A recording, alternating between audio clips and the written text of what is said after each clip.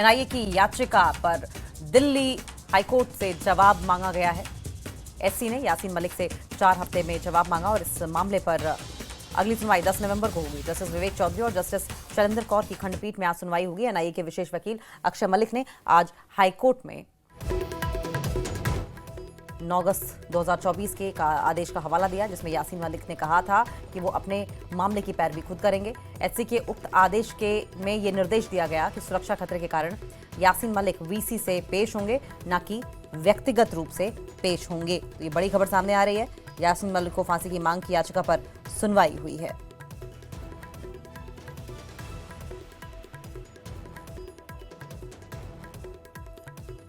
और शंकर आनंद हमारे साथ फोन लाइन पर जुड़ गए हैं।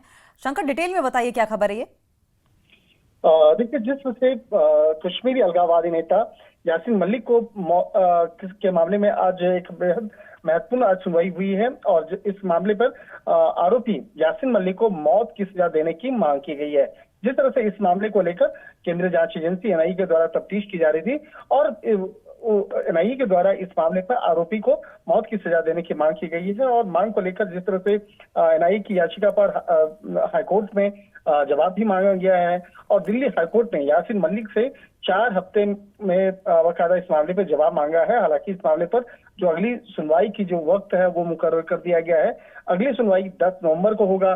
तो देखना लाजमी होगा कि किस तरह से इस मामले पर उन तमाम दलीलों को आगे कोर्ट के सामने रखा जाएगा और खास तौर पर यासीन मलिक को जो मौत की सजा देने की जो मांग रखी गई है, इस मामले पर कोर्ट के द्वारा आगे सुनवाई की जाएगी।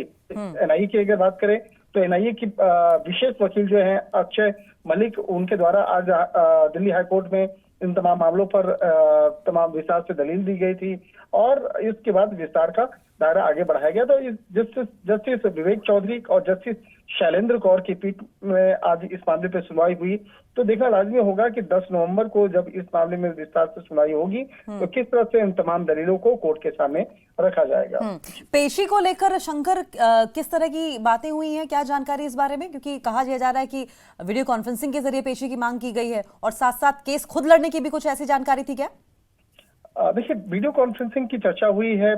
यासीन मलिक को वीडियो कॉन्फ्रेंसिंग के माध्यम से ही पेश करने का एक जो फैसला है वो लिया गया है, क्योंकि जिस तरह से यासीन मलिक को बार बार कोर्ट में लाना ले जाना वो सुरक्षा व्यवस्था को बड़ा मुश्किल होता है। तो इन तमाम चीजों को ध्यान रखा गया है और कहा गया है कि वीडियो कॉन्फ्रेंसिंग के माध्यम से पेश किया जा सकता है।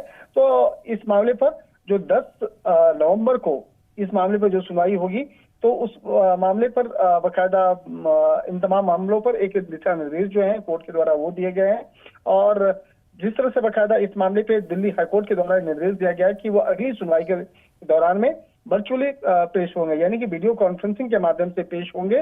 और जिस तरह से यासीन मलिक की अगर बात करें तो इस मामले में निचली अदालत ने मई 2022 में उम्र कैद की सजा सुनाई थी और इसी मामले पर अब जिस तरह से कोर्ट में तमाम दलीलों को पिछले कुछ समय के दौरान में रखा गया, उसके दौरान में जांच एजेंसी एनआईए के द्वारा कोर्ट के सामने यासीन मलिक को मौत की सजा देने की मांग की गई थी और इस मामले पर तमाम दलीलों को कोर्ट के सामने रखा गया था। लेकिन इस मामले पर अब 10 नवंबर को विस्तार से कोर्ट के सामने सुनवाई होनी है। ठीक है शंकर, बहुत बहुत शुक्रिया आपका। आप नजर बनाए रखें, आगे भी इस पर आपसे अपडेट लेते रहेंगे। तो देखिए, एनआईए ने अपनी अपील में कहा है कि मलिक के अपराध इतने गंभीर हैं कि अधिकतम दंड यानी कि मौत की सजा दी जानी चाहिए। एजेंसी ने तर्क यह दिया है कि केवल दोष स्वीकार करने से या द्वेष स्वीकार करने के आधार पर आतंकियों को मौत की सजा देने से बचने देना सजा नीति को कमजोर करेगा और उन्हें मुकदमे से बचने का रास्ता भी दे देगा। देखिए, निचली अदालत में मौत की सजा देने से इनकार करते हुए कहा था कि मलिक के अपराध भारत की अवधारणा के मूल का प्रहार है और जम्मू कश्मीर को हिंसक तरीके से भारत से अलग करने के उद्देश्य से किए गए थे, लेकिन उम्र कैद को पर्याप्त माना गया था लोअर कोर्ट की ओर से। लेकिन अब एनआईए ने दलील ये दी है कि इसके जो गुनाह हैं, यासीन मलिक के जो गुनाह हैं, वो सजाए मौत के काबिल हैं, उम्र कैद के काबिल नहीं है। देखिए, मलिक पहले ही अपने पक्ष में वकील नियुक्त करने से इनकार कर चुके हैं और स्वयं बहस की इच्छा जताई है और सुरक्षा कारणों से उन्हें अत्यंत उच्च जोखिम वाले कैदी के रूप में चिन्हित किया गया है, यानी कि लाइफ का डेंजर है और यही वजह है कि अब वीडियो कॉन्फ्रेंसिंग के जरिए 10 नवंबर को उनकी पेशी होगी, जिसके चलते हाईकोर्ट ने उन्हें वर्चुअली पेशी का आदेश दिया था। अब यह मामला 10 नवंबर को फिर सुना जाएगा, जब मलिक से एनआईए की मौत की सजा की मांग पर उनका पक्ष सुना जाएगा।